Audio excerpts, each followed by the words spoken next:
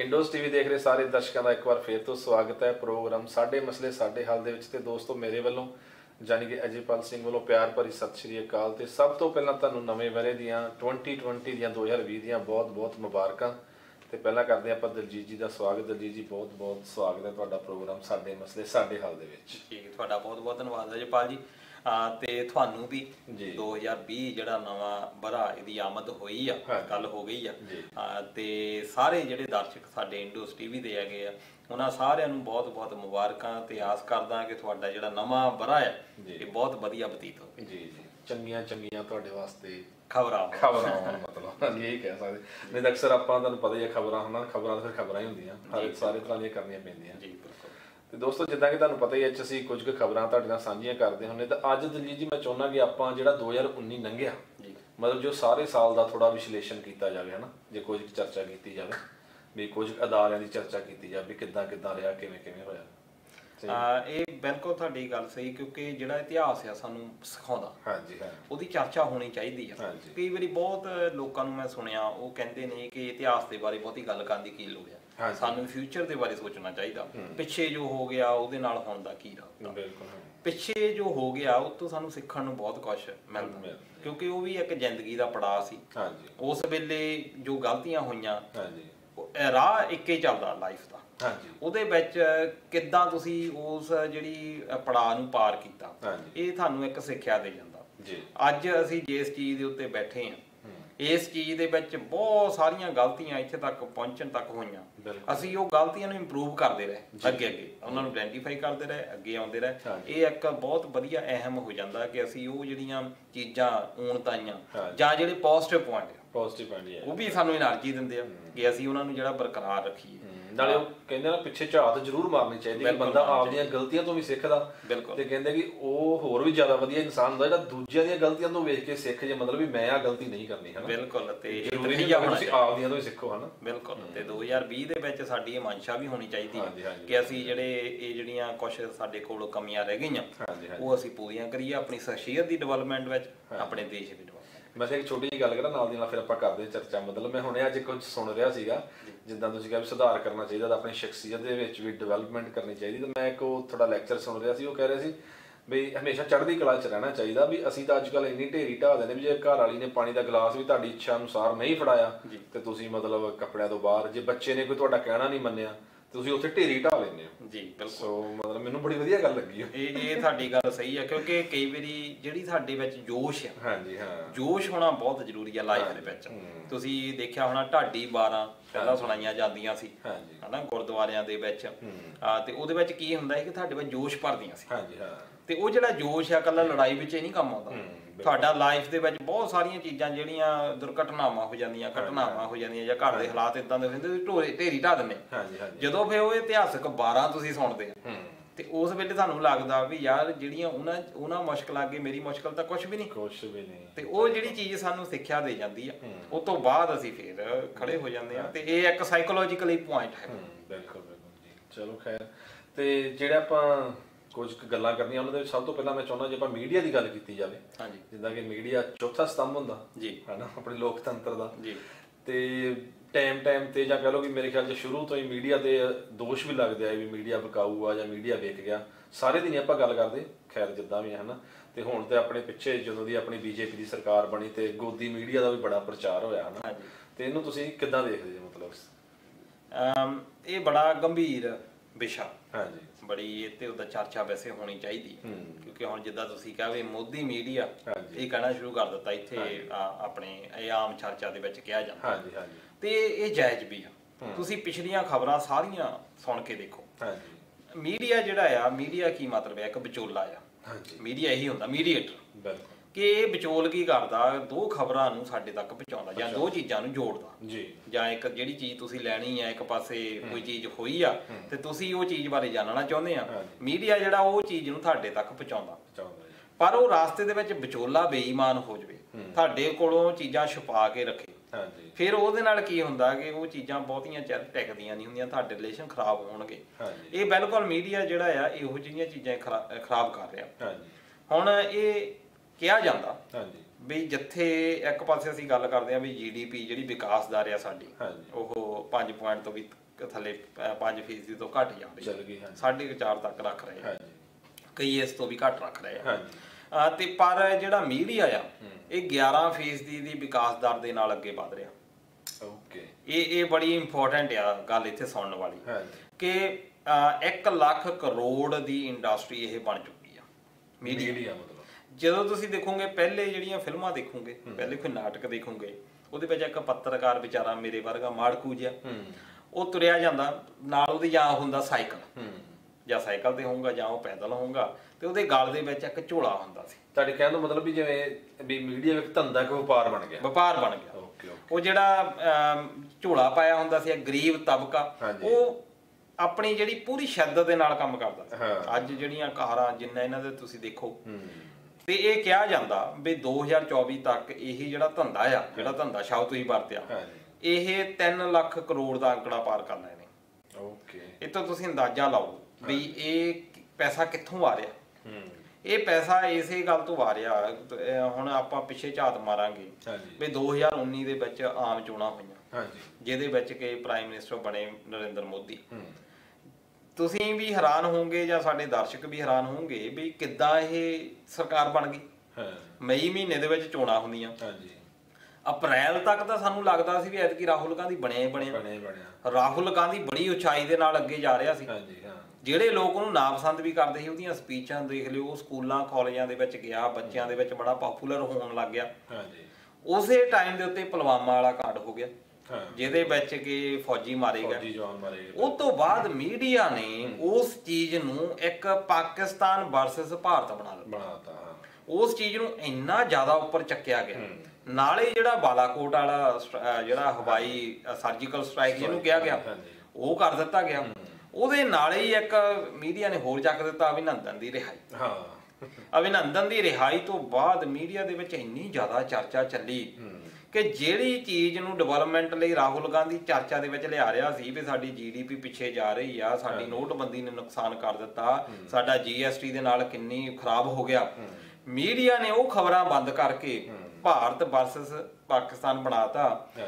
ਭਾਜਪਾ ਨਹੀਂ ਸੀ ਮੰਨਦੀ ਵੀ ਅਸੀਂ ਜਿਹੜਾ ਆ ਵੀ ਸਰਕਾਰ ਬਣਾ ਪਾਵਾਂਗੇ, ਜੇ ਸਰਕਾਰ ਬਣਾਵਾਂਗੇ ਵੀ ਸਾਨੂੰ ਦੂਜੇ ਦਲਾਂ ਦੀ ਸਹਾਇਤਾ ਲੈਣੀ ਪੈਣੀ ਆ, ਇਹ ਭਾਜਪਾ ਵਾਲੇ ਮੰਨਦੇ ਸੀ। ਤੇ ਉਹ ਪਿਛਲੀ ਵਾਰ ਨਾਲੋਂ ਵੀ ਜ਼ਿਆਦਾ ਜਿੱਤ ਗਏ, ਉਹ ਤੋਂ ਵੱਧ ਸੀਟਾਂ ਲੈ ਗਏ। ਉਹਨਾਂ ਨੂੰ ਲੱਗਾ ਵੀ ਇਹ ਕੀ ਚੀਜ਼ਾਂ ਹੋਈਆਂ। ਫਿਰ ਉਹਨਾਂ ਨੂੰ ਪੱਕਾ ਹੀ ਪਤਾ ਲੱਗ ਗਿਆ ਵੀ ਮੀਡੀਆ ਜਿਹੜਾ ਆ ਇਹ ਬੜਾ ਇੰਪੋਰਟੈਂਟ ਰੋਲ ਪਲੇ ਕਰਦਾ। ਹੁਣ ਇਹ ਇੱਥੇ ਦੇਖਣ ਵਾਲੀ ਗੱਲ ਆ ਵੀ ਭਾਰਤ ਦੇ ਵਿੱਚ 1,15,000 ਦੇ ਕਰੀਬ ਪੱਤਰਕਾਵਾਂ ਜਾਂ ਇਹ ਅਖਬਾਰਾਂ ਛਪਦੀਆਂ, 900 ਤੋਂ ਉੱਤੇ ਜਿਹੜੇ ਚੈਨਲ ਆ ਭਾਰਤ ਦੇ ਵਿੱਚ। ਪਰ ਜਿਹੜੇ ਉੱਥੇ ਦੇ ਹੁਣ ਲੋਕ ਇਹ ਸਮਝ ਚੁੱਕੇ ਆ ਵੀ ਸਾਨੂੰ ਇਹ ਜਿਹੜੇ 900 ਚੈਨਲ ਆ ਇਹ ਤਾਂ ਸਾਨੂੰ ਗਲਤ ਖਬਰਾਂ ਦੇਈ ਜਾਂਦੇ ਆ। ਇਸੇ ਕਰਕੇ ਵਿਦੇਸ਼ੀ ਜਿਹੜੇ ਮੀਡੀਆ ਆ ਉਹਦੀ ਜਿਹੜੀ ਪਹੁੰਚ ਆ ਉਹ ਵੱਧ ਰਹੀ ਆ। ਚਾਹੇ ਅਸੀਂ ਆਪਣੀ TV ਦੀ ਵੀ ਗੱਲ ਲਾ ਲਈਏ, ਸਾਡੇ ਵੀ ਮਨ ਦੇ ਵਿੱਚ ਇਹ ਚੱਲਦਾ ਆ ਕਿ ਅਸੀਂ ਲੋਕਾਂ ਤੱਕ ਉਹ ਖਬਰ ਪਹੁੰਚਾਈਏ ਜਿਹੜੀ ਨਾ ਪਹੁੰਚੀ ਹੋਵੇ ਜਾਂ ਨਿਰਪੱਖ ਨਾ ਹੋਵੇ। ਅਸੀਂ ਉਹ ਚੀਜ਼ ਨੂੰ ਪਹੁੰਚਾਈਏ ਨਿਰਪੱਖਤਾ ਦੇ ਨਾਲ, ਆਬਜੈਕਟਿਵਿਟੀ ਜਿਹਨੂੰ ਆਪਾਂ ਕਹਿ ਦਿੰਦੇ ਆ। ਕਿਉਂਕਿ ਉੱਥੇ ਦਾ ਜਿਹੜਾ ਮੀਡੀਆ ਆ ਇਹ ਨਹੀਂ ਕਿ ਉਹ ਮੀਡੀਆ ਜਿਹੜਾ ਜਾਣਬੁੱਝ ਕੇ ਇਦਾਂ ਕਰ ਰਿਹਾ। ਇੱਕ ਤਾਂ ਪੈਸੇ ਦੀ ਲਾਲਚ ਆ, ਉੱਥੇ ਕਾਰਪੋਰੇਟ ਬਣ ਗਿਆ। ਦੂਜਾ ਇੱਕ ਇਹ ਹੋਇਆ ਕਿ ਉਹਨਾਂ ਨੂੰ ਡਰਾਇਆ ਗਿਆ, ਉਹਨਾਂ ਨੂੰ ਐਡਵਾਈਜ਼ਰੀ ਜਾਰੀ ਹੋਈਆਂ, ਚੇਤਾਵਨੀਆਂ ਜਾਰੀ ਹੋਈਆਂ, ਤੇ ਉਹ ਤੋਂ ਬਾਅਦ ਉਹਨਾਂ ਨੂੰ ਜ਼ਿਆਦਾ ਡਰਾ ਲਿਆ ਗਿਆ। ਜਾਂ ਵਿੱਚੋਂ ਜੇ ਇੱਕ ਟਾਈਮ ਆਇਆ ਸੀ ਨਾ ਇੱਕ ਦਿਨ ਜਦੋਂ ਵੀ ਉਹ NDTV ਦੇ ਬਲੈਕਆਊਟ ਚੱਲਿਆ, ਕਿਉਂਕਿ ਉਹਨਾਂ ਨੂੰ ਉਹਨਾਂ ਤੇ ਚੇਤਾਵਨੀਆਂ ਉਹਨਾਂ ਨੂੰ ਦੇ ਦਿੱਤੀਆਂ ਵੀ ਤੁਹਾਨੂੰ ਉਹਨਾਂ ਉੱਤੇ ਟੈਕਸ ਜ਼ਿਆਦਾ ਲਾ ਦਿਓ ਜਾਂ ਉਹਨਾਂ ਨੂੰ ਕਿਸੇ ਨਾ ਕਿਸੇ ਤਰੀਕੇ ਨਾਲ ਫਸਾ ਦਿਓ। ਹੁਣ ਆਪਾਂ ਕੈਪਟਨ ਸਰਕਾਰ ਹੁਣ ਚੱਲਦੀ ਆ, ਇਹ ਬੜਾ ਦੋਸ਼ ਦਿੰਦੀ ਆ ਵੀ PTV ਏਦਾਂ ਚੱਲ ਪਿਆ, ਏਦਾਂ ਹੋ ਗਿਆ। ਇਹਨਾਂ ਦੀ ਜਿਹੜੀ ਪਿਛਲੀ ਸਰਕਾਰ ਸੀ, ਇਹਨਾਂ ਨੇ ਜਿਹੜੀਆਂ ਅਕਾਲੀ ਪੱਖੀ ਕਹੀਆਂ ਜਾਂਦੀਆਂ ਅਖਬਾਰਾਂ, ਉਹਨਾਂ ਨੂੰ ਐਡਵਰਟਾਈਜ਼ਮੈਂਟ ਹੀ ਦੇਣੀ ਬੰਦ ਕਰਤੀ। ਅਜੀਤ ਅਖਬਾਰ ਰੋ ਪੈਟ ਮਰ ਗਿਆ ਵੀ ਸਾਨੂੰ ਜਿਹੜੀ ਐਡਵਾਈਸ ਤੁਸੀਂ ਦਿੰਦੇ ਹੀ ਨਹੀਂ ਕੁਝ। ਜਿੰਨੀਆਂ ਤੁਸੀਂ ਜਿਹੜੀਆਂ ਛਪਦੀਆਂ ਆ ਖਬਰਾਂ, ਉਹਦੇ ਵਿੱਚ ਸਰਕਾਰ ਦੇ ਵੱਲੋਂ ਜਿਹੜੇ ਇਸ਼ਤਿਹਾਰ ਛਪਦੇ ਆ ਉਹ ਉਹੀ ਤਾਂ ਉਹਨਾਂ ਦੇ ਪੈਸੇ ਸਾਧਨ ਆ। ਅਖਬਾਰ ਛਪਣ ਦੇ ਵਿੱਚ 6-7 ਰੁਪਈਆ ਖਰਚ ਆਉਂਦਾ ਤੇ ਉਹ ਸਾਨੂੰ 3 ਰੁਪਈਏ ਨੂੰ ਦੇ ਰਹੇ ਹਨਾ। ਤੇ ਇਹ ਮੀਡੀਆ ਦੇ ਹਾਲਾਤ ਹੈਗੇ। ਹੁਣ ਉਹ ਘਾਟਾ ਕਿੱਦਾਂ ਪੂਰਾ ਕਰਨ?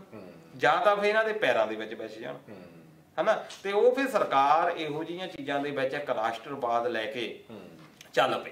ਇਸੇ ਕਰਕੇ ਮੀਡੀਆ ਨੇ, ਜੇ ਲਾਸਟ 2019 ਦੀ ਆਪਾਂ ਗੱਲ ਕਰੀਏ, 90% ਜਿਹੜੀ ਚਰਚਾ ਹੋਈ ਆ ਉਹ ਹੋਈ ਆ ਹਿੰਦੂ ਬਨਾਮ ਮੁਸਲਮਾਨ, ਭਾਰਤ ਬਨਾਮ ਪਾਕਿਸਤਾਨ। ਕਿਤੇ ਗੱਲੇ ਹੀ ਨਹੀਂ ਸੁਣੀ ਵੀ ਇੱਥੇ GDP ਦਾ ਖਤਰਾ, ਇੱਥੇ ਬੇਰੁਜ਼ਗਾਰੀ ਦਾ ਖਤਰਾ। ਤੇ ਪਰ ਚੰਗੀ ਗੱਲ ਇਹ ਹੋਈ ਆ, NDTV ਦੀ ਤੁਸੀਂ ਗੱਲ ਕੀਤੀ ਆ, ਉਹਦਾ ਪੱਤਰਕਾਰ ਹੈਗਾ ਰਵੀਸ਼ ਕੁਮਾਰ, ਉਹਨੂੰ 2019 ਦਾ ਜਿਹੜਾ ਮੈਗਸੇਸੇ ਅਵਾਰਡ ਮਿਲਣਾ, ਇਹ ਇੱਕ ਮੀਡੀਆ ਦੀ ਆਪਾਂ ਪ੍ਰਾਪਤੀ ਕਹਿ ਸਕਦੇ ਹਾਂ। ਅਦਰਵਾਈਜ਼ ਜਿਹੜਾ ਮੀਡੀਆ ਆ ਬੜਾ ਡਾਊਨਫਾਲ ਚੱਲ ਗਿਆ, ਲੋਕਾਂ ਨੂੰ ਵਿਸ਼ਵਾਸ ਨਹੀਂ ਰਿਹਾ ਮੀਡੀਆ ਦੇ ਉੱਤੇ। ਪਰ ਜਿੱਦਾਂ ਤੁਸੀਂ ਗੱਲ ਕੀਤੀ 90% ਤਕਰੀਬਨ ਮੀਡੀਆ ਇਦਾਂ ਹੋ ਗਿਆ, ਚਲੋ ਫਿਰ ਵੀ ਕੁਝ ਕੁ ਹੈਗੇ ਆ, ਮਤਲਬ ਜਿੱਦਾਂ ਹੁਣ ਆਪਾਂ ਰਵੀਸ਼ ਕੁਮਾਰ ਦੀ ਗੱਲ ਕੀਤੀ ਜਾਂ ਹੋਰ ਵੀ ਹੈਗੇ ਵੀ ਜਿਨ੍ਹਾਂ ਨੇ ਕੁਝ ਚੰਗਾ ਕਰਨ ਦੀ ਕੋਸ਼ਿਸ਼ ਕਰਦੇ, ਪਰ ਚੈਨਲ ਉਹਨਾਂ ਨੂੰ ਫਿਰ ਹਟਾ ਦਿੰਦੇ ਵੈਸੇ, ਹਨਾ। ਚੈਨਲ ਦੀ ਮਜਬੂਰੀ ਹੋ ਜਾਂਦੀ, ਉਹ ਹਟਾਉਣਾ ਤਾਂ ਨਹੀਂ ਚਾਹੁੰਦੇ ਹੁੰਦੇ, ਪਰ ਇਹ ਹੁੰਦਾ ਕਿ ਉਹਨਾਂ ਉੱਤੇ ਇੰਨਾ ਦਬਾਅ ਜ਼ਿਆਦਾ ਵੱਧ ਜਾਂਦਾ ਕਿ ਉਹਨਾਂ ਨੂੰ ਜਿਹੜੇ, ਜਿੱਦਾਂ ਮੈਂ ਦੱਸਿਆ ਵੀ ਉਹਨਾਂ ਦੀ ਇਨਕਮ ਦੇ ਜਦੋਂ ਸੋਰਸ ਹੀ ਖਤਮ ਹੋ ਗਿਆ। ਦੂਜਾ ਇਹ ਤੁਸੀਂ ਦੇਖੋਗੇ ਵੀ ਜਿੰਨੇ ਚੈਨਲ ਹੈਗੇ ਆ ਇਹ ਕੋਆਪਰੇਟ ਤੇ ਘਰਾਣਿਆਂ ਦੇ, ਗਰੀਬ ਬੰਦਾ ਤਾਂ ਚਲਾ ਨਹੀਂ ਸਕਦਾ। ਉਹ ਫਿਰ ਕੀ ਕਰਦੇ ਆ, ਉਹਨਾਂ ਦੀਆਂ ਆਪਣੀਆਂ ਮਨਸ਼ਾਵਾਂ ਹੈਗੀਆਂ, ਉਹਨੇ ਕੱਲਾ ਮੀਡੀਆ ਤੋਂ ਹੀ ਨਹੀਂ ਪ੍ਰਾਪਤੀ ਉਹਨਾਂ ਦੀ ਹੈਗੀ, ਉਹਨਾਂ ਦੇ ਹੋਰ ਉਦਯੋਗ ਵੀ ਚੱਲ ਰਹੇ ਆ। ਉਹਨਾਂ ਦੇ ਵਿੱਚ ਕਿੱਦਾਂ ਲੈਣਾ ਵੀ ਮੀਡੀਆ ਨੂੰ ਅਸੀਂ ਇਸ ਤਰ੍ਹਾਂ ਨਾਲ ਕਰੀਏ ਕਿ ਅਸੀਂ ਤੁਸੀਂ ਭਰਪਾਈ ਦੂਜੇ ਪਾਸੇ ਕਰੀ ਚਲੋ। ਕਈ ਬੰਦੇ ਜਿਹੜੇ ਹੈਗੇ ਉਹ ਰਾਜ ਸਭਾ ਦੇ ਮੈਂਬਰ ਬਣਾਏ ਹੋਏ ਆ, ਪੋਲੀਟੀਕਲ ਜਿਹੜੀਆਂ ਸੁਵਿਧਾਵਾਂ ਆ ਉਹ ਲੈਂਦੇ ਆ, ਇਸ ਕਰਕੇ ਉਹਨਾਂ ਨੂੰ ਇੱਕ ਤਰ੍ਹਾਂ ਨਾਲ ਲਾਲਚ ਜਾਂ ਮਜਬੂਰੀ ਇਹ ਕਰਕੇ ਉਹਨਾਂ ਨੂੰ ਫਸਾ ਲਿਆ ਗਿਆ। ਚਲੋ ਖੈਰ ਦੋਸਤੋ, ਇਹ ਤਾਂ ਸੀ ਮੀਡੀਆ ਦੇ ਬਾਰੇ ਗੱਲ, ਤੇ ਮੈਂ ਹੁਣ ਅਗਲੀ ਗੱਲ ਕਰਨੀ ਚਾਹੁੰਦਾ ਨਿਆਂਪਾਲਿਕਾ ਦੇ ਬਾਰੇ, ਆਪਣੀਆਂ ਮਾਨਯੋਗ ਅਦਾਲਤਾਂ ਜੀ, ਤੇ ਉਹਨਾਂ ਦੇ ਬਾਰੇ ਤੁਹਾਡੇ ਕੀ ਵਿਚਾਰ? ਵੀ ਬਹੁਤ ਸਾਰੇ ਫੈਸਲੇ ਜਿੱਦਾਂ, ਪਰ ਆਪਣੇ ਕਿੰਤੂ ਪਰੰਤੂ ਜਿੱਥੋਂ ਤੱਕ ਮੈਨੂੰ ਲੱਗਦਾ ਇੰਡੀਆ 'ਚ ਹੁੰਦੀ ਰਹਿੰਦੀ ਹੈ ਨਾ, ਵੀ ਆਹ ਫੈਸਲਾ ਇੱਦਾਂ ਨਹੀਂ ਇੱਦਾਂ, ਪਰ ਜਿਵੇਂ ਬਹੁਤ ਸਾਰੇ ਫੈਸਲੇ ਚੰਗੇ ਵੀ ਆਏ ਆ, ਤੇ ਇਹ ਸਾਰੇ ਕੁਐਸਚਨ ਤੁਸੀਂ ਕਿੱਦਾਂ ਦੇਖਦੇ ਹੋ? ਚੰਗਿਆਂ ਦੇ ਵਿੱਚ ਫੈਸਲਾ ਆਪਾਂ ਜੇ ਕਰੀਏ, ਪਹਿਲਾਂ ਤਾਂ ਮੁੱਖ ਜੱਜ ਜਿਹੜਾ ਪਹਿਲਾਂ ਇਹ ਸੁਪਰੀਮ ਮੰਨਿਆ ਜਾਂਦਾ ਸੀ, ਹੁਣ ਇਹਦੇ ਵਿੱਚ ਚਰਚਾ ਚੱਲ ਗਈ ਵੀ RTI ਦੇ ਵਿੱਚ ਇਹਨੂੰ ਵੀ ਲਿਆਂਦਾ ਜਾਵੇ। ਜੱਜਾਂ ਦੇ ਵਿੱਚ ਵੀ ਇਹ ਦੇਖਿਆ ਗਿਆ ਕਿ ਇੱਕ ਖਾਸ ਵਰਗ ਨੂੰ ਹੀ ਪ੍ਰਤੀਨਿਧਤਾ ਦਿੱਤੀ ਜਾਂਦੀ ਹੈ। ਜੱਜ ਵੀ ਤੁਸੀਂ ਜਾ ਕੇ ਦੇਖੋਗੇ ਇੰਡੀਆ ਦੇ, ਉਹਨਾਂ ਦੇ ਵਿੱਚ ਇੱਕ ਖਾਸ ਤਬਕਾ ਜਿਹੜਾ ਆ ਉਹੀ ਮੋਹਤਵਰ ਆ, ਇਸ ਕਰਕੇ ਚਰਚਾ ਚੱਲ ਗਈ।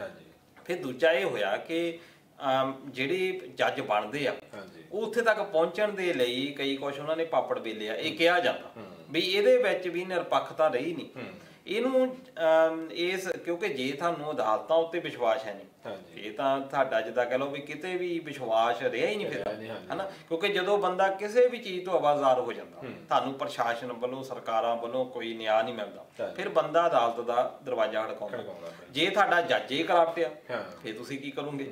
ਇਸ ਕਰਕੇ ਉਹਨਾਂ ਨੇ, ਕਈ ਲੋਕਾਂ ਨੇ ਸੋਚਿਆ ਵੀ ਇਹਨੂੰ ਵੀ RTI ਦੇ ਵਿੱਚ ਲਿਆਂਦਾ ਜਾਵੇ, ਤਾਂ ਕਿ ਜਿਹੜੀ ਇੱਥੇ ਦੀ ਜਿਹੜੀ ਇਨਫੋਰਮੇਸ਼ਨ ਆ ਕੋਈ ਵੀ ਤੁਹਾਨੂੰ ਹੈਗੀ ਵੀ ਅਸੀਂ ਉਹ ਜਾਣਕਾਰੀ ਰੱਖਣੀ ਚਾਹੁੰਦੇ ਆ ਵੀ ਇਹ ਜੱਜ ਜਿਹੜਾ ਆ ਇਹ ਕੀ ਹੈਗਾ, ਇਹਦੀ ਪੁਰਾਣਾ ਰਿਕਾਰਡ ਕਿੱਦਾਂ ਦਾ ਹੈਗਾ, ਤਾਂ ਕਿ ਉਹਨੂੰ ਚੈਲੰਜ ਕੀਤਾ ਜਾਵੇ। ਇਸ ਕਰਕੇ ਉਹ ਜਿਹੜਾ ਮੁੱਖ ਜੱਜ ਦਾ ਦਫ਼ਤਰ ਆ ਉਹਨੂੰ ਵੀ RTI ਦੇ ਵਿੱਚ ਇਸ ਸੰਬੰਧ ਦੇ ਵਿੱਚ ਚਰਚਾ ਚੱਲਣ ਲੱਗ ਗਈ, ਤੇ ਕੇਸ ਵੀ ਇਹਦੇ ਵਿੱਚ ਕੁਝ ਫੈਸਲੇ ਆਏ ਵੀ ਆ, ਤੇ 2020 ਦੇ ਵਿੱਚ ਇਹਦੇ ਫੈਸਲੇ ਹੋ ਜਾਣਗੇ। ਫਿਰ 2019 ਇਸ ਕਰਕੇ ਅਹਿਮ ਰਿਹਾ ਵੀ ਇਹਨਾਂ ਨੇ ਜਿਹੜਾ ਅਯੋਧਿਆ ਮਸਲਾ, ਇਹ ਜਿਹੜਾ ਮਸਲਾ ਹੱਲ ਕਰ ਦਿੱਤਾ, ਚਾਹੇ ਇਹ ਤੇ ਕਿੰਤੂ ਪਰੰਤੂ ਬਹੁਤ ਹੋਏ, ਆਪਾਂ ਇਹ ਨਹੀਂ ਕਹਿ ਸਕਦੇ ਵੀ ਇਹਦੇ ਨਾਲ ਆਪਾਂ ਸਹਿਮਤ ਹੈ ਜਾਂ ਅਸਹਿਮਤ ਹੈ, ਕਿਉਂਕਿ ਮਾਣਯੋਗ ਜੱਜ ਜੋ ਵੀ ਸੁਪਰੀਮ ਕੋਰਟ ਨੇ ਜੋ ਵੀ ਦਿੱਤਾ ਉਹਦੇ ਨਾਲ ਆਪਣੀ ਸਹਿਮਤੀ ਹੋਣੀ ਲਾਜ਼ਮੀ ਬਣਦੀ। ਪਰ ਇਹ ਹੈ ਕਿ 164 ਸਾਲਾਂ ਤੋਂ ਰੌਲਾ ਸੀ। ਫਿਰ 1990 ਦੇ ਦਹਾਕੇ ਦੇ ਵਿੱਚ ਤੁਸੀਂ ਦੇਖਿਆ ਵੀ ਲਾਲ ਕ੍ਰਿਸ਼ਨ ਅਡਵਾਣੀ ਨੇ ਸਿਆਸਤ ਇੱਥੋਂ ਸ਼ੁਰੂ ਕੀਤੀ। ਭਾਜਪਾ ਜਿਹਦੇ 2 MP ਜਿੱਤਦੇ ਹੁੰਦੇ ਸੀ, ਇੱਕਦਮ ਹੀ ਸਰਕਾਰ ਦੇ ਵਿੱਚ ਆ ਗਈ, ਇਸ ਮੰਦਰ ਨੇ ਲਿਆਂਦੀ। ਫਿਰ ਇਹ ਜਿਹੜਾ ਹੁਣ ਮਸਲਾ ਹੱਲ ਹੋ ਗਿਆ, ਘੱਟੋ ਘੱਟ ਇਹ ਹੋ ਗਿਆ ਕਿ ਹੁਣ ਇਹਦੇ ਉੱਤੇ ਸਿਆਸਤ ਨਹੀਂ ਹੋਊਗੀ। ਜਿਹੜਾ ਤੁਸੀਂ ਮੁਸਲਮਾਨ ਅਸੀਂ ਰਾਮ ਮੰਦਿਰ ਬਣਾਉਣਾ, ਮੁਸਲਮਾਨ ਸਾਡਾ ਦੁਸ਼ਮਣ ਆ, ਇਹ ਚਰਚਾ ਹੋਣੀ ਬੰਦ ਹੋ ਜਾਊ। ਘੱਟੋ ਘੱਟ ਇਸ ਗੱਲ ਦੀ ਪ੍ਰਾਪਤੀ ਜਿਹੜੀ ਰਹਿ ਸਕਦੀ। ਦੂਜਾ, ਭਾਵੇਂ ਵਕਫ ਬੋਰਡ ਜਿਹੜੇ ਆ ਉਹ ਸਹਿਮਤ ਨਹੀਂ ਹੈਗੇ ਇਸ ਗੱਲ ਦੇ ਨਾਲ, ਪਰ ਅਸੀਂ ਸਵਾਗਤ ਕਰਦੇ ਹਾਂ ਵੀ ਇਹ ਕਿਸੇ ਢੰਗ ਤਰੀਕੇ ਤਾਂ ਲੱਗਾ, ਕਿਸੇ ਨਾ ਕਿਸੇ ਨੇਪਰੇ ਤਾਂ ਲੱਗਾ, ਹਨਾ, ਵੀ ਹੁਣ ਇਹਦੇ ਉੱਤੇ ਹੋਰ ਸਿਆਸਤ ਨਹੀਂ ਹੋਊਗੀ, ਲੋਕਾਂ ਨੂੰ ਜਿਹੜਾ ਆ ਹੋਰ ਗੁੰਮਰਾਹ ਨਹੀਂ ਕੀਤਾ ਜਾਊਗਾ। ਦੂਜਾ, ਧਾਰਾ 370 ਹਟਾਉਣੀ, ਇਹ ਵੈਸੇ ਕਿਉਂਕਿ ਇੱਕ ਦੇਸ਼ ਆ ਤਾਂ ਉਹਦੇ ਵਿੱਚ ਕਾਨੂੰਨ ਜਿਹੜਾ ਆ ਉਹ ਲਾਗੂ ਹੋਣਾ ਚਾਹੀਦਾ। ਮੈਂ ਨਾਲ ਇਹ ਵੀ ਜ਼ਿਕਰ ਕਰ ਦੇਵਾਂ ਕਿ ਇਹਦੇ ਕਈ ਬਹੁਤ ਲੋਕਾਂ ਨੇ ਵਿਰੋਧ ਵੀ ਕੀਤਾ, ਪਰ ਵੀ ਜਿੱਦਾਂ ਤੁਸੀਂ ਅੱਜ ਦੇਖੋ ਵੀ ਉਹਨਾਂ ਨੇ ਜਿਹੜਾ ਟੋਲ ਟੈਕਸ ਹਟਾਤਾ, ਉਹਦੇ ਨਾਲ ਜਿਹੜੇ ਉੱਥੇ ਰੇਟ ਜਿਹੜੇ ਆ ਬਜਰੀ ਦੇ, ਸਰੀਏ ਦੇ 50-50 ਰੁਪਈਏ ਬੋਰੇ ਮਗਰ 100-100 ਰੁਪਈਆ ਜਿਹੜਾ ਆ ਉਹ ਘਟ ਗਿਆ। ਇਹ ਫੈਸਲੇ ਜਿਹੜੇ ਆ ਉਹ ਕੰਮ ਆ ਰਹੇ ਆ। ਭਾਵੇਂ ਇਹਦੇ ਬਾਰੇ ਵੀ ਜਿਹੜੇ ਆ ਹਾਈ ਕੋਰਟ ਦੇ ਵਿੱਚ, ਸੁਪਰੀਮ ਕੋਰਟ ਦੇ ਵਿੱਚ ਕੁਝ ਜਾਚਕਾਵਾਂ ਪਈਆਂ ਆ ਵੀ ਇਹ ਜਿਹੜਾ ਲਦਾਖ ਨੂੰ ਵੱਖਰਾ ਬਣਾ ਦਿੱਤਾ ਗਿਆ, ਜੰਮੂ ਕਸ਼ਮੀਰ ਵੱਖਰਾ ਬਣਾ ਦਿੱਤਾ ਗਿਆ, ਪਰ ਧਾਰਾ 370 ਹਟਾਉਣੀ ਇਹ ਵੀ ਇੱਕ ਪ੍ਰਾਪਤੀ ਕਹੀ ਜਾ ਸਕਦੀ ਆ, ਕਿਉਂਕਿ ਘੱਟੋ ਘੱਟ ਸਾਰੇ ਦੇਸ਼ ਦੇ ਵਿੱਚ ਇੱਕ ਕਾਨੂੰਨ ਜਿਹੜਾ ਲਾਗੂ ਹੋ ਗਿਆ। ਪਰ ਦੂਜੇ ਪਾਸੇ ਜਿਹੜੀ ਉਹਨਾਂ ਨੂੰ ਕੈਦੀਆਂ ਵਰਗਾ ਵਿਵਹਾਰ, ਲੋਕਾਂ ਦੇ ਨਾਲ ਉਹਨਾਂ ਦਾ ਮੀਡੀਆ ਜਿਹੜਾ ਖਤਮ ਕਰ ਦੇਣਾ, ਜਿਹੜੇ ਮਨੁੱਖੀ ਅਧਿਕਾਰ ਖਤਮ ਕਰ ਦੇਣੇ, ਇਹਨਾਂ ਦੇ ਵਿੱਚ ਅਦਾਲਤਾਂ ਨੇ ਸਪੈਸ਼ਲ ਇੰਟਰਸਟ ਲਿਆ ਤੇ ਕਾਫੀ ਸੁਣਵਾਈਆਂ ਇਹਦੇ ਉੱਤੇ ਵੀ ਹੋ ਰਹੀਆਂ।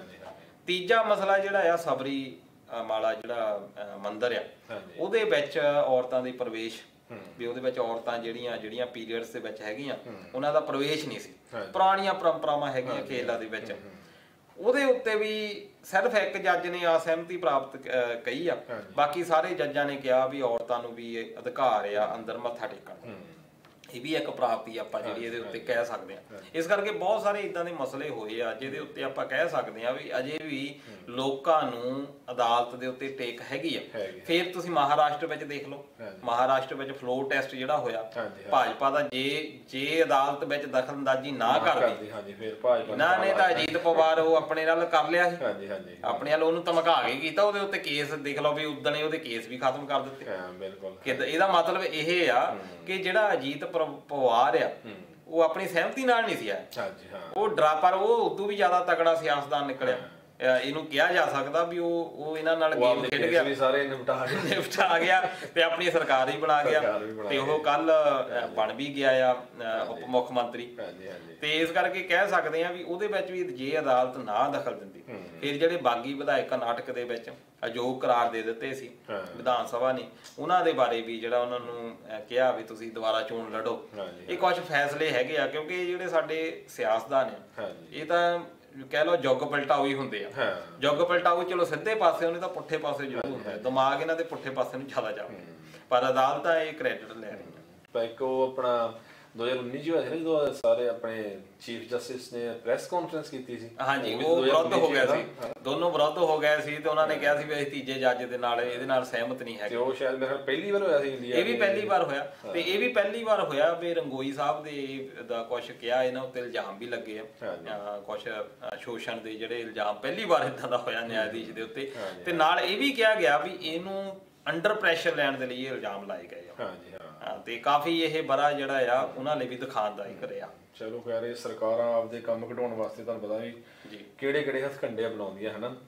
ਤੇ ਜੇ ਆਪਾਂ ਅਗਲੀ ਗੱਲ ਕਰੀਏ ਦਲਜੀਤ ਜੀ ਗੇਮਾਂ ਬਾਰੇ, ਮਤਲਬ ਖੇਡਾਂ ਹਨਾ, ਵੀ ਜਿੱਦਾਂ ਹਿੰਦੁਸਤਾਨ ਦੀ ਜਨਸੰਖਿਆ ਤਾਂ ਬਹੁਤ ਜ਼ਿਆਦਾ, 130 ਕਰੋੜ ਨੂੰ ਪਹੁੰਚਣ ਵਾਲੀ ਜਾਂ ਪਹੁੰਚ ਗਈ ਕਹਿ ਲਓ ਜੀ, ਤੇ ਪਰ ਉਸ ਹਿਸਾਬ ਨਾਲ ਜਿੱਦਾਂ ਆਪਣੇ ਵੀ ਗੇਮਾਂ ਦਾ ਮਤਲਬ ਇੰਨਾ ਜ਼ਿਆਦਾ ਠੀਕ ਆ ਹੈਗਾ ਚੱਲਦਾ, ਪਰ ਜਿੰਨੇ ਖਿਡਾਰੀ ਨਿਕਲਣੇ ਚਾਹੀਦੇ ਸਾਡੀ ਜਨਸੰਖਿਆ ਦੇ ਹਿਸਾਬ ਨਾਲ ਹਨਾ ਉਹਨੇ ਨਹੀਂ ਮੇਰੇ ਹਿਸਾਬ ਨਾਲ ਹੈ। ਪਰ ਉਦਾਂ ਤੁਸੀਂ ਕਿੱਦਾਂ ਆਫਟਰ ਆਲ ਦੇਖਦੇ ਹੋ ਵੀ 2019 ਦਾ ਜਿਹੜਾ ਵਰ੍ਹਾ ਲੰਘਿਆ ਗੇਮਾਂ ਦੇ? ਗੱਲ ਤੁਹਾਡੀ ਜਾਇਜ਼ ਆ। ਹਾਂਜੀ, ਇੰਨੀ ਜ਼ਿਆਦਾ ਜਨਸੰਖਿਆ, ਸਾਡੇ ਵਿੱਚ ਤਾਂ ਕੰਪੀਟੀਸ਼ਨ ਹੀ ਬਹੁਤ ਹੋਣਾ ਚਾਹੀਦਾ। ਹਾਂਜੀ ਹਾਂ, ਹਨਾ, ਪਰ ਤੁਸੀਂ ਆਪਣੇ ਪਿੰਡਾਂ ਵੱਲੇ ਜਾਂ ਕਹ ਲਓ ਵੀ ਕੰਪੀਟੀਸ਼ਨ ਹੈਗਾ, ਟੈਲੈਂਟ ਤੇ ਹੈਗਾ, ਪਰ ਉਹ ਵਿਚਾਰਾ ਪਿੰਡਾਂ ਕਸਬਿਆਂ 'ਚ ਦਬ ਕੇ ਰਹਿ ਜਾਂਦਾ। ਬਿਲਕੁਲ, ਹੁਣ ਤੁਸੀਂ ਦੇਖੋ ਵੀ ਹਰਿਆਣਾ ਪੰਜਾਬ ਦੀ ਆਪਾਂ ਗੱਲ ਕਰ ਲਈਏ। ਹਾਂਜੀ ਹਾਂ, ਤੁਹਾਡੇ ਹਰਿਆਣੇ ਦੇ ਵਿੱਚ, ਤੁਸੀਂ ਹਰਿਆਣੇ ਨੂੰ ਬਿਲੋਂਗ ਕਰਦੇ ਹੋ, ਹਾਂਜੀ, ਹਰਿਆਣੇ ਦੇ ਵਿੱਚ ਜ਼ਿਆਦਾ ਖਿਡਾਰੀ ਇਸ ਵੇਲੇ ਪੈਦਾ ਹੋ ਰਹੇ, ਜਦ ਕਿ ਪਹਿਲਾਂ ਪੰਜਾਬ ਵਿੱਚ ਹੁੰਦੇ ਸੀ। ਹਾਂਜੀ ਹਾਂ, ਖਿਡਾਰੀ ਤਾਂ ਉਦਾਂ ਦੇ ਹੋਣੇ ਚਾਹੀਦੇ, ਉਹੀ ਜਨਰੇਸ਼ਨ ਚੱਲ ਰਹੀ, ਉਹੀ ਲੋਕ ਤਾਂ ਉਦਾਂ ਦੇ ਹੀ ਆ। ਹਾਂਜੀ ਹਾਂਜੀ, ਹਰਿਆਣਾ ਅੱਗੇ ਕਿੱਦਾਂ ਨਿਕਲ ਗਿਆ, ਇਹ ਸਰਕਾਰਾਂ ਦੀ ਜ਼ਿੰਮੇਵਾਰੀ ਹੁੰਦੀ ਆ। ਹਾਂਜੀ ਹਾਂਜੀ, ਬਾਕੀ ਹੋਰ ਜਿਹੜੇ ਪ੍ਰਾਂਤ ਉਹ ਕਿਉਂ ਪਛੜ ਗਏ,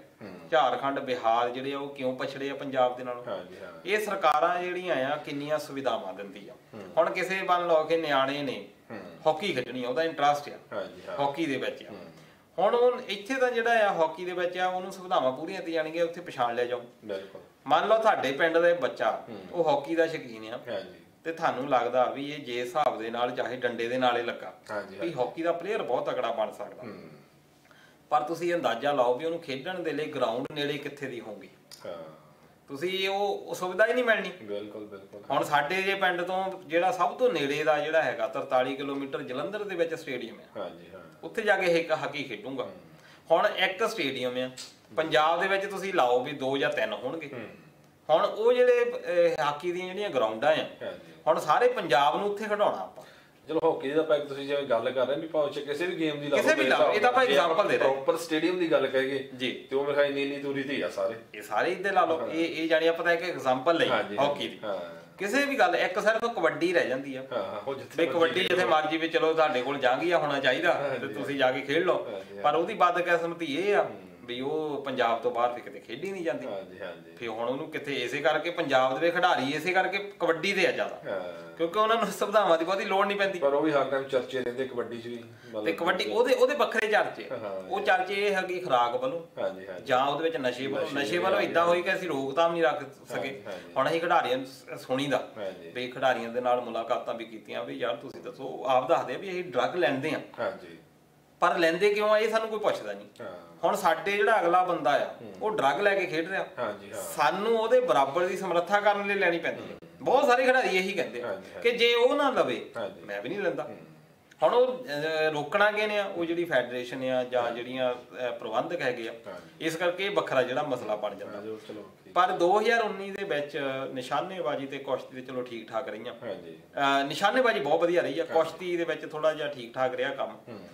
ਤੇ ਹਾਕੀ ਦੇ ਵਿੱਚ ਵੀ ਟੋਕੀਓ ਲਈ ਵੈਸੇ ਜਿਹੜਾ ਓਲੰਪਿਕ ਹੋਣਾ ਉਹਦੀ ਟਿਕਟ ਮਿਲ ਗਈ ਆ, ਹੋਰ ਇਹਨਾਂ ਦੀ ਕੋਈ ਬਹੁਤੀ ਵੱਡੀ ਪ੍ਰਾਪਤੀ ਨਹੀਂ। ਲੈ ਦੇ ਕੇ ਫੇਰ ਕ੍ਰਿਕਟ ਵੱਲ ਹੀ ਆਉਂਦੇ ਆ ਵੀ ਕ੍ਰਿਕਟ ਦੇ ਵਿੱਚ ਬਹੁਤ ਵਧੀਆ ਰਿਹਾ, ਭਾਵੇਂ ਨਿਊਜ਼ੀਲੈਂਡ ਤੋਂ ਹਾਰ ਗਿਆ ਸੀ ਵਰਲਡ ਕੱਪ ਦੇ ਵਿੱਚ। ਬੜੀਆਂ ਆਸ਼ਾਵਾਂ ਸੀਗੀਆਂ ਵਰਲਡ ਕੱਪ ਜਿੱਤਣ ਦੇ ਵਿੱਚ, ਸੈਮੀਫਾਈਨਲ 'ਚ ਭਾਰਤ ਹਾਰਿਆ। ਉਹ ਤੋਂ ਇਲਾਵਾ ਜਿੰਨੇ ਵੀ ਮੈਚ ਹੋਏ ਆ, ਚਾਹੇ ਇੱਥੇ ਆਸਟ੍ਰੇਲੀਆ ਵੀ ਖੇਡਣ ਆਏ ਇੱਥੋਂ ਜਿੱਤ ਕੇ ਗਏ ਆ, ਵੈਸਟ ਇੰਡੀਜ਼ ਗਏ ਉੱਥੇ ਵੀ ਜਿੱਤ ਗਏ। ਪਹਿਲਾਂ ਵਿਦੇਸ਼ੀ ਮੈਦਾਨਾਂ ਦੇ ਉੱਤੇ ਬੜਾ ਇਹਨਾਂ ਦਾ ਮਾੜਾ ਰਿਕਾਰਡ ਸੀ। ਫਿਰ ਉਹ ਤੋਂ ਇਲਾਵਾ ਜਿਹੜੇ ਇੰਡੀਆ ਦੇ ਵਿੱਚ ਟੀਮਾਂ ਆਈਆਂ, ਦੱਖਣੀ ਅਫਰੀਕਾ ਆਈ, ਬੰਗਲਾਦੇਸ਼ ਆਇਆ, ਉਹਨਾਂ ਨੂੰ ਹਰਾਇਆ ਵੀ। ਤੇ ਸਭ ਤੋਂ ਵੱਡੀ ਪ੍ਰਾਪਤੀ ਜਿਹੜੀ ਮੈਂ ਮੰਨਦਾ, ਉਹ ਮੰਨਦਾ ਆ PV ਸਿੰਧੂ ਦੀ, ਜਿਹਨੇ ਬੈਡਮਿੰਟਨ ਦੇ ਵਿੱਚ ਵਰਲਡ ਚੈਂਪੀਅਨਸ਼ਿਪ ਜਿਹੜੀ ਆ ਜਿੱਤੀ ਆ। ਪਿਛਲੇ ਸਾਲ 2018 ਦੇ ਵਿੱਚ ਉਹ ਫਾਈਨਲ ਦੇ ਵਿੱਚ ਰਹਿ ਗਈ ਸੀ, ਤੇ ਇਸ ਵਾਰ ਉਹਨੂੰ ਵੀ ਵਧਾਈਆਂ। ਤੇ ਕਹਿ ਸਕਦੇ ਆ ਵੀ ਮਿਲਿਆ ਜੁਲਿਆ ਜਿਹਾ ਸਾਲ ਜਿਹੜਾ ਰਿਹਾ। ਪਰ ਅਸਲੀ ਜਿਹੜੀਆਂ ਚੀਜ਼ਾਂ ਦੇਖਣ ਨੂੰ ਮਿਲਣੀਆਂ ਉਹ ਓਲੰਪਿਕ ਵਿੱਚ ਦੇਖਾਂਗੇ ਕਿ ਓਲੰਪਿਕ ਵਿੱਚ ਕੀ ਹੁੰਦਾ। ਪਰ ਜਿਵੇਂ ਆਪਾਂ ਗੇਮਾਂ ਦੀ ਗੱਲ ਕਰਦੇ, ਪਰ ਜਿਹੜੇ ਵਿਚਾਰੇ ਆਪਣੇ ਉੱਥੇ ਜੇ ਆਪਾਂ ਪਹਿਲਾਂ ਗੱਲ ਕੀਤੀ ਟੈਲੈਂਟ ਤਾਂ ਆਪਣੇ ਬਹੁਤ ਹੈਗਾ, ਪਰ ਉਹ ਦਬ ਕੇ ਰਹਿ ਜਾਂਦਾ ਹਨਾ। ਪਰ ਕਈ ਜਿੱਦਾਂ ਟੈਲੈਂਟ ਬਾਹਰ ਜਾਂਦਾ, ਆਪਾਂ ਹਿਮਾ ਦਾਸ ਲੜਕੀ ਦੀ ਗੱਲ ਕਰੀਏ ਹਨਾ, ਕਿੰਨੇ ਗਰੀਬ ਪਰਿਵਾਰ ਤੋਂ ਲੜਕੀ ਤੋਂ ਉਹਦੇ ਕੋਲ ਪਾਉਣ ਵਾਸਤੇ ਸ਼ੂਜ਼ ਨਹੀਂ ਸੀ ਹੁੰਦੇ ਹਨਾ, ਜਾਂ ਮੈਂ ਸੁਣਿਆ ਪਤਾ ਨਹੀਂ ਉਹ ਵੈਸੇ ਐਡੀਡਾਸ ਲਿਖ ਲੈਂਦੀ ਹੁੰਦੀ ਸੀ। ਪਰ ਹੁਣ ਵੇਖ ਲਓ ਵੀ ਉਹ ਲੜਕੀ ਨੇ ਗੋਲਡ ਮੈਡਲ ਜਿੱਤੇ ਤੇ ਹੁਣ ਐਡੀਡਾਸ ਵਾਲਿਆਂ ਨੇ ਸ਼ਾਇਦ ਉਹਦਾ ਨਾਮ ਲਿਖਿਆ। ਬਿਲਕੁਲ, ਤੇ ਇਹ ਵੀ ਤੁਸੀਂ ਕ੍ਰੈਡਿਟ ਉਹਨੂੰ ਕੁੜੀ ਨੂੰ ਦੇ ਸਕਦੇ ਆ, ਕਿਸੇ ਅਥਾਰਟੀ ਨੂੰ ਨਹੀਂ ਦੇ ਸਕਦੇ। ਨਾ ਬਿਲਕੁਲ ਲੜਕੀ ਨੂੰ। ਤੇ ਆਪਾਂ ਮੀਡੀਆ ਦੀ ਗੱਲ ਕੀਤੀ, ਮੀਡੀਆ ਨੇ ਤਾਂ ਉਹਦੀ ਖਬਰ ਹੀ ਨਹੀਂ ਕੋਈ ਛਾਪੀ, ਮੀਡੀਆ ਨੇ ਅੱਜ ਤੱਕ ਉਹਦੇ ਬਾਰੇ ਜ਼ਿਕਰ ਨਹੀਂ ਕੀਤਾ। ਉਹਦਾ ਕਾਰਨ ਇਹ ਆ ਕਿ ਉਹ ਜਿਹੜੀ ਇੱਕ ਤਾਂ ਪਛੜੀ ਸ਼੍ਰੇਣੀਆਂ ਚੋਂ ਇੱਕ ਆਪ ਕਿਹਾ ਜਾਂਦਾ ਉਹਨਾਂ ਨੂੰ ਵੀ ਉਹਨੂੰ ਜਿਹੜਾ ਆਪ ਹੀ ਨਹੀਂ ਪ੍ਰਮੋਟ ਕੀਤਾ ਜਾਂਦਾ, ਜਿਹੜੀਆਂ ਉੱਪਰਲੀ ਸ਼੍ਰੇਣੀਆਂ ਵਾਲੇ ਉਹਨਾਂ ਨੂੰ ਪ੍ਰਮੋਟ ਕੀਤਾ ਜਾਂਦਾ। ਇਹ ਇੱਕ ਚਰਚਾ ਚੱਲ ਰਹੀ ਹੈ ਕਿ ਉੱਥੇ ਹੁਣ ਉਹ ਆਪਣੇ ਲੈਵਲ ਦੇ ਉੱਤੇ ਗਈ ਆ। ਜੇ ਆ ਸੋਸ਼ਲ ਮੀਡੀਆ ਇਨ ਕੇਸ ਨਾ ਹੁੰਦਾ, ਕਹਿਣ ਤੋਂ ਭਾਵ ਵੀ ਸੋਸ਼ਲ ਮੀਡੀਆ ਫੇਸਬੁੱਕ ਨਾਰਮਲ ਜਿਹੜਾ ਹਰ ਬੰਦਾ ਆਪਦੀ ਚਲਾ ਸਕਦਾ, ਤੇ ਜੇ ਉਹ ਨਾ ਹੁੰਦਾ ਤੇ ਮਨ ਕਰਿਓ ਪਤਾ ਹੀ ਨਾ ਲੱਗਦਾ ਗੱਲ, ਪਤਾ ਨਾ ਲੱਗਦਾ। ਤੇ ਮੈਰੀ ਕਾਮ ਦੀ ਆਪਾਂ ਐਗਜ਼ਾਮਪਲ ਲੈ ਲਈਏ, ਐਤਕੀ ਫੇਰ ਉਹਨੇ ਜਿੱਤੇ ਆ ਮੈਡਲ, ਤੇ ਉਹ ਵੀ ਬਿਲਕੁਲ ਇਹੀ ਹਾਲਾਤ ਸੀ, ਆਪਣੇ ਲੈਵਲ ਦੇ ਉੱਤੇ ਆਪਣੇ ਦਮ ਦੇ ਉੱਤੇ ਤੱਕ ਪਹੁੰਚੀ ਆ। ਨਹੀਂ ਤਾਂ ਜਿਹੜਾ ਆ ਉਹੀ ਹੁੰਦਾ। ਮੈਂ ਅਕਸਰ ਹੀ ਗੱਲ ਕਰਦਾ ਹੁੰਦਾ ਵੀ ਜਦੋਂ ਅਸੀਂ ਛੋਟੇ ਹੁੰਦੇ ਸੀ, 1990-92 ਦੇ ਵਿੱਚ ਇੱਕ ਸੀਰੀਅਲ ਚੱਲਿਆ ਸੀ ਚੈਂਪੀਅਨ। ਉਹ ਸ਼ਾਇਦ ਗੁਰਪ੍ਰੀਤ ਘੁੱਗੀ ਉਹਨਾਂ ਦਾ ਪਹਿਲਾ ਸੀਰੀਅਲ ਸੀ, ਜਿਹੜਾ ਆਪਣਾ ਕਹਿ ਲਓ ਵੀ ਆਪਣਾ ਲੜੀਵਾਰ ਜਿੱਦਾਂ ਕਹਿ ਲਓ ਡਰਾਮਾ, ਜਲੰਧਰ ਦੂਰਦਰਸ਼ਨ ਦੇ ਉੱਤੇ। ਉਹਦੇ ਵਿੱਚ ਚੈਂਪੀਅਨ ਜ਼ਰੂਰ ਦੇਖਣਾ ਚਾਹੀਦਾ, ਸ਼ਾਇਦ ਉਹ YouTube ਦੇ ਉੱਤੇ ਪਿਆ ਹੋਵੇ। ਉਹਦੇ ਵਿੱਚ ਸਾਰੀ ਤੁਹਾਨੂੰ ਸਿਆਸਤ ਸਮਝ ਆ ਜਾਣੀ ਵੀ ਖਿਡਾਰੀ ਕਿੱਦਾਂ ਰੱਖੇ ਜਾਂਦੇ। ਉਹ ਬਿਲਕੁਲ ਹੈ। ਉਹ ਇੱਕ ਗੱਲ ਚੰਗੀ, ਜੇ ਆਪਾਂ ਸਰਕਾਰਾਂ ਦੀ ਗੱਲ ਕੀਤੀ, ਜਿਹੜੀ ਹੁਣ ਹਰਿਆਣੇ 'ਚ ਸਰਕਾਰ ਬਣੀ ਆ ਤੇ ਉਹਨਾਂ ਨੇ ਜਿਹੜਾ ਖੇਡ ਮੰਤਰੀ ਬਣਾਇਆ ਸੰਦੀਪ ਸਿੰਘ ਨੂੰ ਬਣਾਇਆ।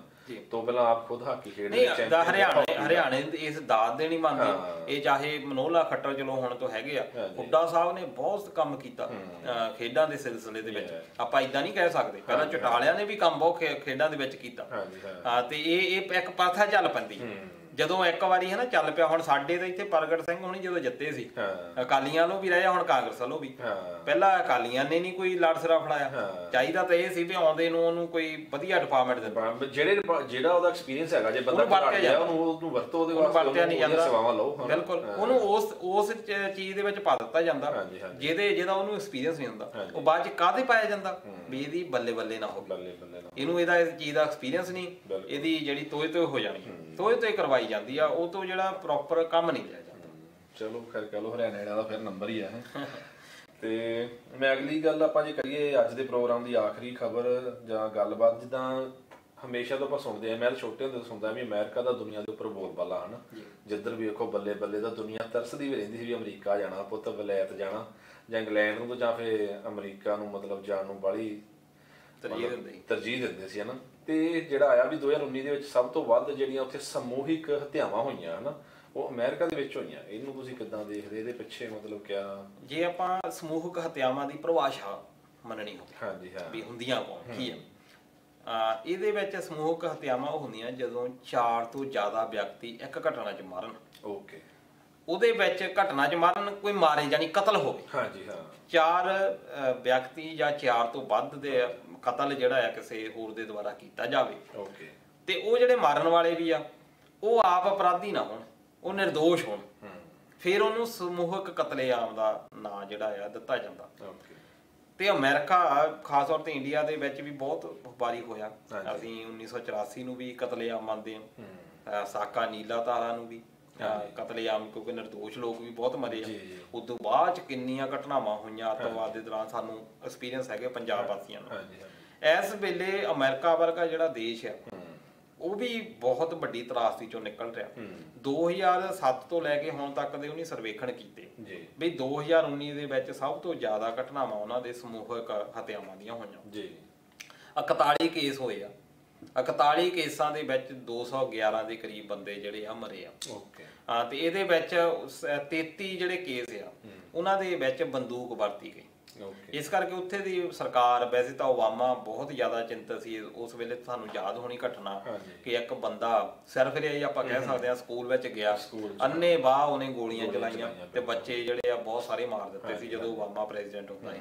ਹੁਣ ਉਸ ਤੋਂ ਇਲਾਵਾ ਵੀ ਇਹ ਚਾਹੇ ਇੱਕ ਕੈਲੀਫੋਰਨੀਆ ਦੇ ਵਿੱਚ ਸਭ ਤੋਂ ਜ਼ਿਆਦਾ ਘਟਨਾਵਾਂ ਇਹ ਹੋਈਆਂ। ਉੱਥੇ ਤੇ ਗਨ ਨੂੰ ਤਾਂ ਸਮਝਦੇ ਕੁਛ ਨਹੀਂ, ਜਿਹਦਾ ਗਨ ਕਲਚਰ ਕਿਹਾ ਜਾਂਦਾ ਹਨਾ। ਕੋਈ ਮਾੜਾ ਮੋਟਾ ਆਪਾਂ ਦੇਖਿਆ ਜਿਵੇਂ ਆਪਣੇ ਪੈਟਰੋਲ ਪੰਪਾਂ ਦੇ ਮੁੰਡੇ ਕੰਮ ਕਰਦੇ, ਰਾਤ ਨੂੰ ਜੇ ਕਿਸੇ ਨਾਲ 19 ਹੋਈ ਤਾਂ ਫੱਟ ਗੋਲੀ ਕੱਢ ਕੇ ਮਾਰ ਦਿੰਦਾ, ਸ਼ੂਟ ਕਰ ਦਿੰਦਾ।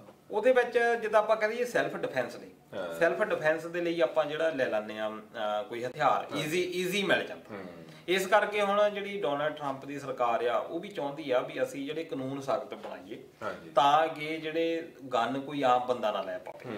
ਉਹਦੀ ਇੱਕ ਦੇਖੋ ਇਹ ਗੱਲ ਕੀ ਹੁੰਦੀ ਕਿ ਕਈ ਵਾਰੀ ਤੁਸੀਂ ਗਨ ਲੈ ਲੈਂਦੇ ਆ, ਇਹ ਹੁੰਦੀ ਤਾਂ ਸੈਲਫ ਡਿਫੈਂਸ ਲਈ, ਤੁਹਾਡੇ ਤੇ ਕੋਈ ਅਟੈਕ ਕਰ ਦੇਵੇ ਜਾਂ ਕੁਛ ਏਦਾਂ ਦਾ ਤੁਹਾਨੂੰ ਲੱਗੇ ਵੀ ਮੈਨੂੰ ਜ਼ਰੂਰੀ ਹੈ ਚਲਾਉਣੀ। ਪਰ ਇੱਥੇ ਕੀ ਹੁੰਦਾ ਕਿ ਤੁਸੀਂ ਜਾਂਦੇ ਆ ਜਾ ਕੇ, ਇੰਨੇ ਈਜ਼ੀ ਲਾਅ ਹੈਗੇ ਆ ਕਿ ਤੁਸੀਂ ਗਨ ਲੈ ਲੈਂਦੇ ਆ। ਬਾਅਦ ਦੇ ਵਿੱਚ ਜਦੋਂ ਤੁਹਾਡੇ ਕੋਲ ਗਨ ਹੁੰਦੀ ਆ, ਕ੍ਰੋਧ ਤੇ ਨਿਰਾਸ਼ਾ ਜਿਹੜੀ ਇਹ ਵੀ ਇੱਕ ਸਰਵੇਖਣ ਆ ਕਿ ਦੁਨੀਆ ਵਿੱਚ ਸਾਰਿਆਂ ਵਿੱਚ ਹੀ ਵੱਧ ਰਿਹਾ ਕਿ ਸਾਡੇ ਵਿੱਚ ਉਹ ਪਹਿਲਾਂ ਵਾਲੀ ਨਰਮਾਈ ਰਹੀ ਨਹੀਂ। ਬਿਲਕੁਲ, ਤੁਹਾਡਾ ਆਪਣੇ ਆਪ ਤੇ ਕੰਟਰੋਲ ਨਹੀਂ ਰਿਹਾ।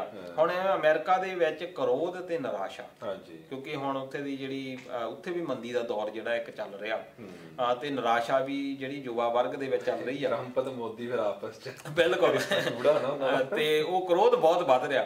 ਉਹਦੇ ਵਿੱਚ ਜਿਹੜਾ ਆ ਉਹ ਡਿਸੀਜਨ ਲੈਂਦੇ ਆ ਤੇ ਲੋਕਾਂ ਦਾ ਕਤਲ ਜਿਹੜਾ ਹੋ ਜਾਂਦਾ। ਇਸ ਕਰਕੇ ਡੋਨਾਲਡ ਟਰੰਪ ਚਾਹੁੰਦੇ ਆ ਵੀ ਜਿਹੜਾ ਕੁਛ ਨਾ ਕੁਛ ਇਦਾਂ ਦੇ ਹਾਰਡ ਜਿਹੜੇ ਲਾਅ ਆ ਉਹ ਬਣਾਏ ਜਾਣ। ਚਲੋ ਖੈਰ, ਆਪਾਂ ਵੀ ਚਾਹੁੰਦੇ ਵੀ ਨਵਾਂ ਵਰ੍ਹਾ ਚੜਿਆ ਤੇ ਚੰਗੀਆਂ ਖਬਰਾਂ ਆਉਣ ਤੇ ਚੱਲੀਏ ਫਿਰ ਅੱਗੇ।